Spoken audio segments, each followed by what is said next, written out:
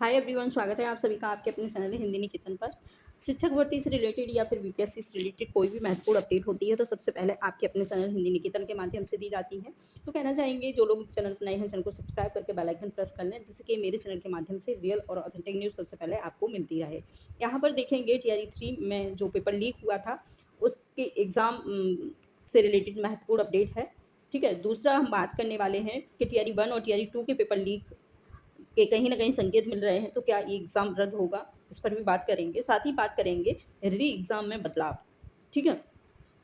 और admit card कब तक आएँगे, इसकी आपको जैसे कि पता है कि आपको इसकी डेट डिक्लेयर हो चुकी है। 10 से 12 जून के मध्य में ये एग्ज़ाम होने वाला है, टीआरई 3 का री एग्ज़ाम, ठीक है? बात करेंगे एस्टेट एग्ज़ाम की और इससे महत्वपूर्ण अपडेट की और बात करने वाले हैं कि सीटेट को आखिरी मौका टीआरई 3 में मिल सकता है क्या? तो इन सभी महत्वपूर्ण मुद्दों पर हम वन बाय वन बात करेंगे। वीडियो को लास्ट तक ज़रूर देखिएगा। सबसे पहले हम इसकी डिटेल देख लेते हैं। यहाँ पर आप लोग देख सकते हैं प्रश्न पत्र लीक के मुख्य आरोपी 5 और उज्जैन से गिरफ्तार हो चुके हैं। जी हाँ, टीआरई 3 का जो एग्ज़ाम लीक हुआ था और उसके जो मुख्य कोई आरोपी हैं और उन आरोपियों को टीआरई जो है ईओ की टीम ने 5 लोगों को गिरफ्तार कर लिया है। जैसा कि आपने पता होगा, इससे पहले भी बहुत सारे लोग पकड़े गए थे, जैसे कि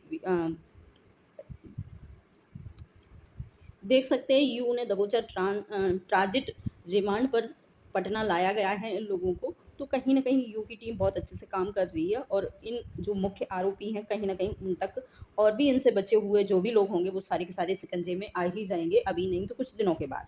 ठीक है? यहाँ पर देख सकते हैं पहचान बदल कर वहीं रह रहे थे अभियुक्त, ठीक है? तो कहीं न कहीं ये लोग पहचान बदल कर अपने रह रहे थे और लिखा हुआ है यू ईयू की विशेष टीम ने इन्हें शनिवार को सुबह वहां से एक होटल से गिरफ्तार किया है। साथ ही लिखा हुआ है कि पटना के बाद महाकाल का दर्शन करने भाग गए थे ये मुख्य आरोपी जो उज्जैन में गए थे, वहीं से इनको गिरफ्तार कर लिया गया है ईयू की टीम के माध्यम से। ठीक है, तो कहीं ना कहीं जो टीआरई 3 की एग्ज़ाम लीक हुई थी और उनके जो भी आरोपी हैं, तो कहीं न कहीं ये आरोपी कुछ पहले भी पकड़ गए थे और कुछ जो बचे हैं वो अब पकड़े गए हैं। माना ऐसा जा रहा है कि इसमें सिर्फ़ लड़के ही नहीं हैं, इसमें कुछ लड़कियाँ भी शामिल हैं और जो पकड़े गए हैं उनमें एक लड़की भी शामिल है। तो कहीं न कहीं बहुत बड़े पैमाने पर ये धंधा चल रहा था जिसमें बहुत सारे लोग शामिल थे। और इसके बाद हम एस्टेट एग्ज़ाम की, जैसे कि आप लोगों को पता होगा एस्टेट एग्ज़ाम कहीं न कहीं 30 और 31 मार्च में होने वाला था। बट जो टीआरई 3 की एग्ज़ाम जैसे ही पेपर लीक हुआ, उसकी एग्ज़ाम रद्द हुई, उसके बाद ये भी पेपर रद्द कर दिया गया था। तो उसी का अब रद्द होने के बाद अब इसका एग्ज़ाम होने वाला है, जिसमें डेट लगभग अनुमानित डेट जो बताई जा रही है, वो है 20 मई के बाद होगी एस्टेट की परीक्षा।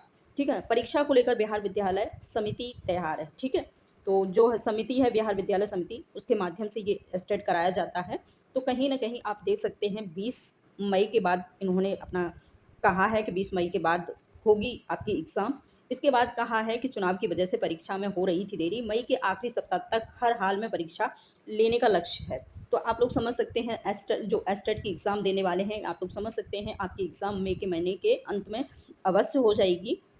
और ये जो सूचना है वो आप लोग जानते हैं रजनीश कुमार जी के माध्यम से ये निकलती है और रजनीश कुमार जो है छात्र संघ के नेता हैं और उनकी हर एक अपडेट जो भी होती है वो एकदम सत्य होती है। तो आप लोग मान सकते हैं कि आपकी जो एग्ज़ाम है एस्टेट की वो मई के लास्ट वीक में होना मतलब अवश्य है।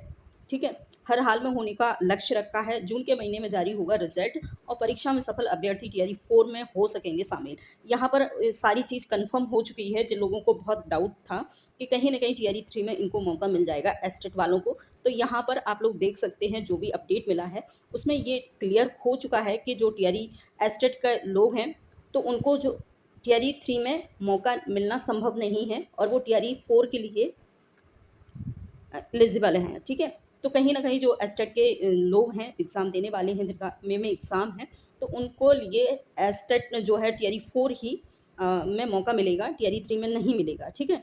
इसके बाद देखेंगे नए अभ्यर्थियों को भी सितंबर में फिर मिलेगा मौका। ठीक है? तो आप लोग देख सकते हैं आपका रिज़ल्ट भी 1 महीने के अंदर ये डिक्लेयर कर देंगे और लिखा है सितंबर में दूसरे चरण की भी हो सकती है एस्टेट। ठीक है?